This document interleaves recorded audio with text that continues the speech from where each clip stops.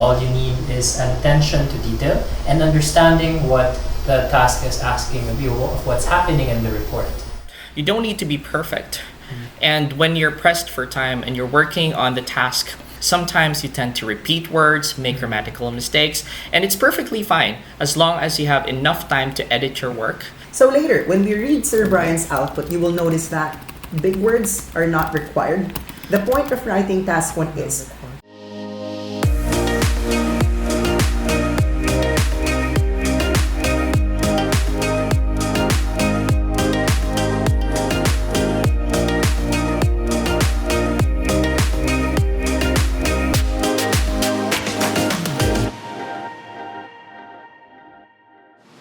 earlier, what Sir Brian did was to come up with an essay in just approximately 15 minutes, even if in the actual examination, candidates are given 40 minutes to complete that.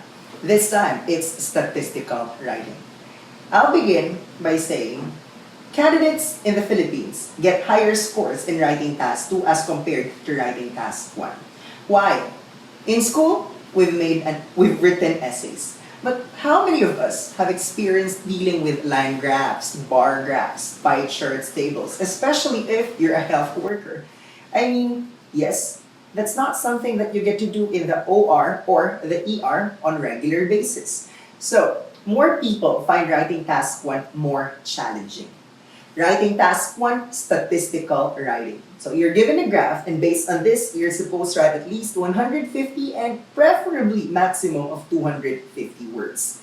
So, in the actual examination, it could be a pie chart, table, line graph, bar graph, or process. But based on my experience since 2006, tables and bar graphs come out more frequently as compared to the others. So, we have here a compilation of graphs, tables, diagrams that we provide our reviewees, and then they come up with an output which of course we check, and they wait for the go signal before they apply for the actual examination. So we have with us here a bar graph that Sir Brian, that will be given to Sir Brian, and he'll also be doing an on-the-spot writing task 1 for this. You're going to see this on your screen, so I'll just read the task description. It says, the graph below shows the percentage of internet users by gender coming from different locations. Compare the data. You should write at least 150 words. So I'm going to give this to Sir Brian. And before he starts, maybe Sir Philip has something to say for writing task 1, statistical writing. I understand that a lot of people, me included, have difficulty when it comes to understanding numbers. The good news is that this part of the exam does not require any higher mathematical skills. This is accessible to people. All you need is an attention to detail and understanding what the task is asking of you, of what's happening in the report. So don't be overwhelmed, don't be intimidated by the fact that you have to think in terms of numbers. It's perfectly accessible if you just do the proper techniques and keep a clear mind while doing the task. Okay, so on your screen, you're going to see the bar graph. At the same time, the stopwatch, okay? So, Sir Brian? So let's get started. Firstly, I would like to formulate an outline for this one. So let's start with the 2 variables in here, which are men and women, okay? So under men, I would want to rank all of the proportions from highest to lowest, starting with Europe, and that's around 80%. And then we have the rest of the world. This one's around 75%, so that's very close. And the lowest one is USA at 60%. Whereas for women, a different pattern can be observed in which the highest figure was recorded in the USA, and that's around 30%. And then it's followed by the rest of the world. Oh, it's opposite actually. So that's around 20 something percent. So let's just put it 25. And the last one is Europe, which is at 15%. And it can also be seen that a greater proportion of men a greater proportion of men use the internet compared to women. What else can be seen here? Okay, probably we can say that for men, the highest figure for men would be which location? Yeah, Europe. Okay, whereas for women, okay, it's the USA. Great. Okay, now we're done with that. We can get started with the introduction. There are only 3 parts when writing task 1 report, and that's the introduction, the overview, and the specific details for the body. So let me just write the intro right now. The best introduction is just a paraphrased version of the task description. So I just want to write the bar graph or bar chart provides information about the proportion of internet users and then I would want to put all of the locations: the USA, Europe, and the rest of the world. The data compare figures by gender and location. Okay. Oh, location is already there. Okay, so I'll just put gender. The data also compare figures by gender. Okay. Right, so that might actually look like a good introduction already. Let me just change this later. Okay, so now let's proceed to the next paragraph, which is the overview. All right, okay, so overall, okay, a greater proportion of men use the internet compared to women. It is also clear that among male internet use, it is also clear that Europe was the location with the highest percentage of male internet users, whereas Time element. the USA, right, was the country with the greatest proportion of female internet users. All right, okay, just a moment. Let me just change this right into present tense because there's no time element indicated here. So I'm just going to change all of these into the present tense. Now let's proceed to the detail. So I might want to use a transitional device such as in detail. Among men, can be seen that Europe was the location, is the location with the highest with the the most or not really most because that's percentage, so highest proportion would be fine. Proportion of internet or can be seen that Europe is the location with the highest proportion of males who use the internet. Okay, and then let's put an approximation, approximately 80%, followed by, and then the rest of the world, and this is very closely followed, so I'll want to put that in, closely followed by the rest of the world with roughly 75%. The location or the country with the lowest percentage of internet users is the USA and that's about 60%. We can't actually directly compare these figures. Okay, I'm just going to probably improve this later, but let's move on to the next paragraph. Okay, an opposite trend can be observed among female internet users, in which what's the highest one? USA is noted to have the highest figure at 30, let's see, just over 30%. And then I'd want to change this one. This is 25%, okay? And I'd want to change that around a quarter of the female internet population of, and what's the rest in the rest of the world. Female population in the rest of the world use the internet. Okay? While, and then let's put the last one. Okay? 15%, okay, of females in Europe use the internet. Okay. Let me put an approximation as well here. So let's just see. I'll want to look at the figure. So just over 15% of females in Europe use the internet. Okay. Right. Oh, I've used it already, so I might want to change that. Okay.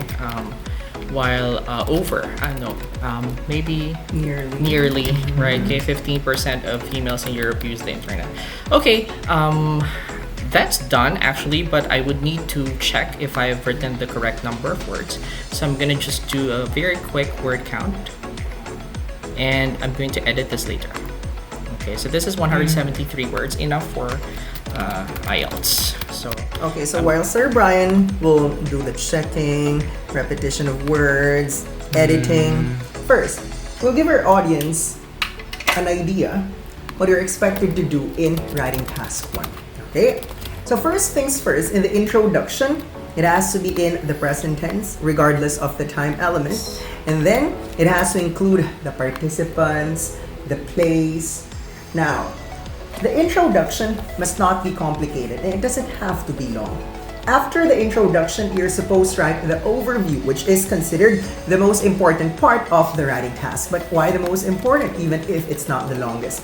Well, in my last 14 years of teaching IELTS, I have met more than 20 or approximately 20 of the 35 examiners in the Philippines, and they said that in overview is the most important because it gives the examiner an idea if you understood what the graph is all about.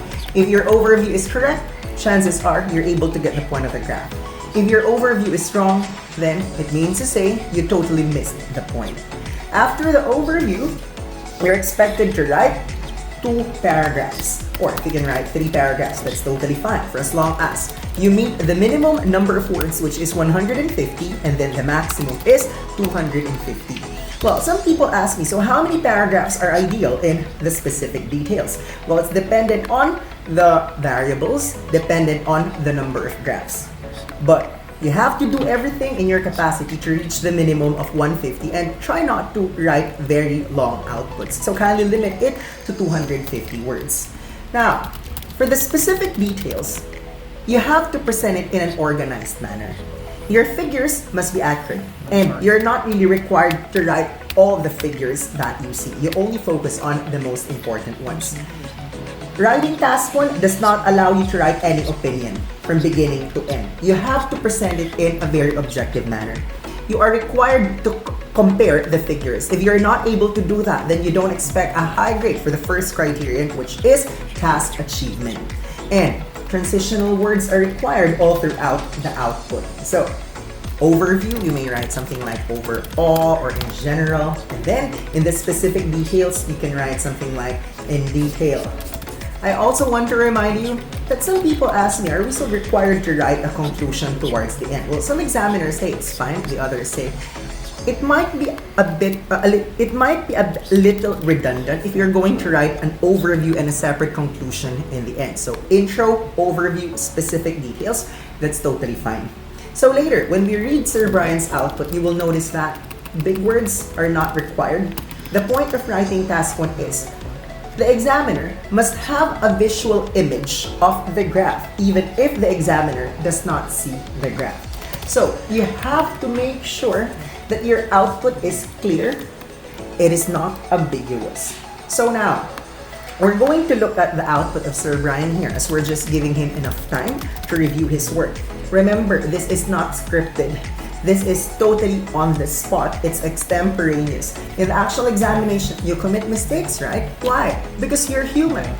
And to err is part of human nature. So don't worry if you commit mistakes in the process. What's most important, you have enough time to check your words. You have enough time to edit. So by the time the test supervisor says, pencils down, or if the test supervisor says, time's up, then your output follows what's required in writing task 1.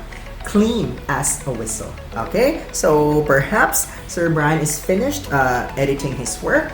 We might want to start with the introduction. Okay. One thing that I need to remind our viewers is that you don't need to be perfect.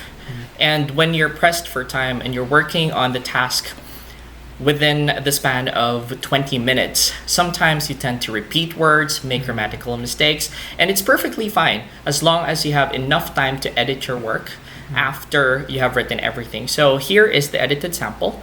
So as you can see on the screen, we have the edited version, and this has already been improved. I will read the introduction. The bar chart provides information about the proportion of the population who utilize the internet in the USA, Europe, and the rest of the world. The data also compare figures by gender. Okay, so 1 to 2 sentences, present tense, no statistical figures in the introduction. Okay, we proceed to the most important part, the overview. Overall, a greater proportion of men use the internet compared to women. It is also clear that Europe is the location with the highest percentage of male internet users, whereas the USA is the country with the greatest proportion of females who make use of the internet. Okay, Sir Philip, comment on the overview. No specific details as well, no figures, but rather only the main point that the graph is trying to communicate. All right, let's move on to the body. In detail, among men, it can be seen that Europe is the location with the highest proportion of males who use the internet at approximately 80%, closely followed by the rest of the world with roughly 75%. The country with the lowest figure is the USA at about 60%. I might want to change this one and remove among men because it's already there, proportion of males. So it can be seen that Europe is the location with the highest proportion of males who use the internet. Oh, that's good. Okay, so before we move on to the last paragraph, notice that this bar graph we're using as an example does not provide us with the specific percentage. Okay? That's why it's important to use approximations. And what are the words that Sir Brian used? There's roughly, there's approximately. About. Okay, about. And it's important that you compare. Okay? You don't just enumerate. So we move on to the last paragraph. An opposite pattern can be observed among female internet users, in which the USA is noted to have the highest percentage at just over 30%. Around a quarter of the female population in the rest of the world are internet users, while nearly 15% of women in Europe use the internet. Okay, there you go. So if you will notice, it's recommended that you use terms like quarter, okay, half, because sometimes it appears silly if you always use numbers and figures all the time. So you have to build your vocabulary. That's why part of our lectures is to teach our candidates the words appropriate in writing task 1. Well, at first, it might look overwhelming. Wow, intimidating. There are so many figures. But at the end of the day, if someone guides you throughout the process, then nothing is difficult. Okay? So, what about Sir Philip? What's your general impression of the entire output? It is very clear, and it was correctly constructed during the limited time that was provided to him.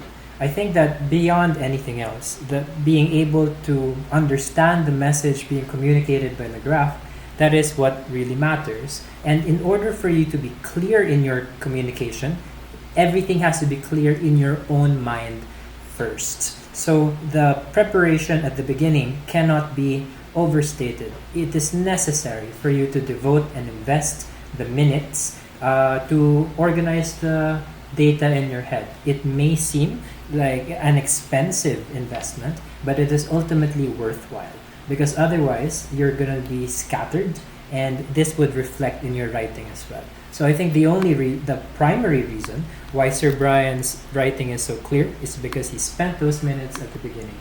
You should too. Okay, so we would like to remind our audience, writing might be challenging only when you're roaming in the dark. But that's exactly why we offer one-on-one coaching literally from Monday to Saturday, 9 a.m. to 9 p.m. We have 6 coaches for IELTS in one day. We have 4 coaches for OET in one day.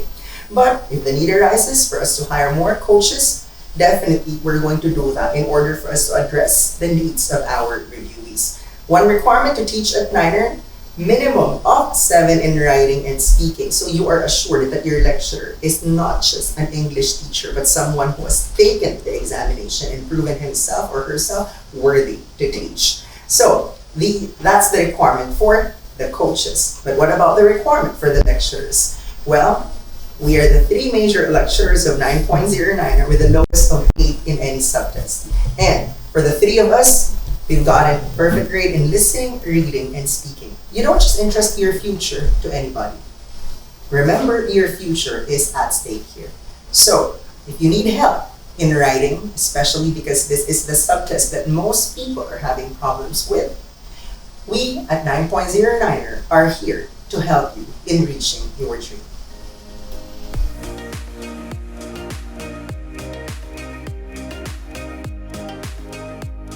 I've been waiting for this my whole life.